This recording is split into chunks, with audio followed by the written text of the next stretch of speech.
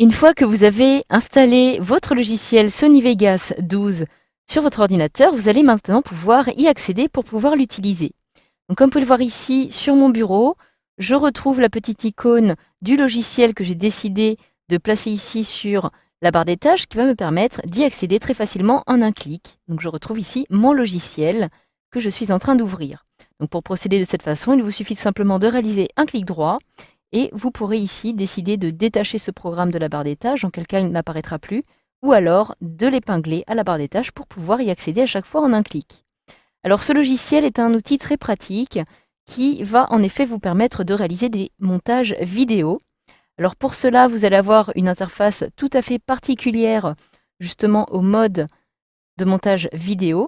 Vous allez retrouver dans un premier temps ici en haut à gauche une petite arborescence qui va vous permettre tout simplement d'accéder à vos médias, donc aux dossiers et aux projets par exemple que vous avez déjà utilisés, que vous avez déjà créés. Lorsque vous trouvez dans l'onglet médias de projet, vous pouvez en effet ici retrouver tous les projets sur lesquels vous avez déjà travaillé. Donc ces derniers peuvent être d'ailleurs classés par type, en fonction de repères, c'est-à-dire de petits tags que vous allez appliquer à vos médias, etc., etc.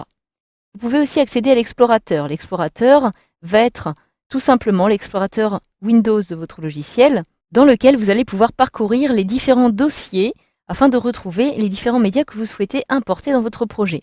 Alors, sachez d'ailleurs que vous avez la possibilité, par exemple, d'augmenter un petit peu plus cette vision en cliquant maintenant votre clic enfoncé. Vous pouvez ici élargir un petit peu cet explorateur et si vous souhaitez élargir aussi l'aperçu, vous allez pouvoir le faire de la même façon, comme ceci. Donc voilà, je me trouve actuellement par exemple dans un dossier qui s'appelle Maison intelligente et je peux retrouver dans la partie de droite toutes les images qu'elle contient. Alors je me trouve actuellement dans Images. Si je me rends par exemple directement dans mes vidéos pour accéder à mes documents vidéo, je vais pouvoir les retrouver directement ici. Alors sachez d'ailleurs que parmi les nouveautés de cette version de Sony Vegas Pro 12, vous avez maintenant une petite interface qui a été totalement refaite de l'explorateur et de médias de projet qui vous permet ici, comme vous pouvez le voir, de retrouver des boutons dignes, par exemple, d'une interface d'un navigateur pour revenir en arrière. Donc, vous voyez, je retourne à ce dossier, etc., etc. Par la suite, vous pouvez accéder ici aux transitions, c'est-à-dire tous les effets de transition qui sont disponibles dans ce logiciel que vous allez pouvoir décider d'intégrer à vos projets. Donc une transition, c'est tout simplement un effet qui va s'intégrer au milieu de deux vignettes, donc deux vidéos ou alors deux photographies, dans son passage sur la vignette. Donc vous voyez qu'en cliquant par exemple sur ces transitions, vous pouvez les retrouver et chacune d'elles dispose d'un petit aperçu lorsque vous placez le curseur dessus. De la même façon, vous pouvez retrouver ici les effets vidéo. Vous disposez de la même façon aussi d'un petit aperçu, comme vous pouvez le voir, sur l'effet qui va être sélectionné, donc le résultat avant et le résultat après, que vous pourrez décider d'intégrer directement sur votre vidéo. Donc voilà, par la suite, si je continue, ici je vais retrouver un autre volet qui va apparaître, que vous allez utiliser cette fois-ci tout simplement lorsque vous allez souhaiter découper une vidéo, par exemple, afin de conserver uniquement la meilleure séquence de cette vidéo. Ici à droite, vous allez retrouver le Media Player, c'est-à-dire tout simplement la petite zone d'aperçu dans laquelle vous allez pouvoir lire votre vidéo. Donc vous allez aussi pouvoir modifier un certain nombre de paramètres en ce qui concerne par exemple la qualité de prévisualisation pour modifier la résolution de l'aperçu. Vous allez avoir ici les petits lecteurs qui vous permettent de lire, de mettre en pause, d'accélérer, etc., etc.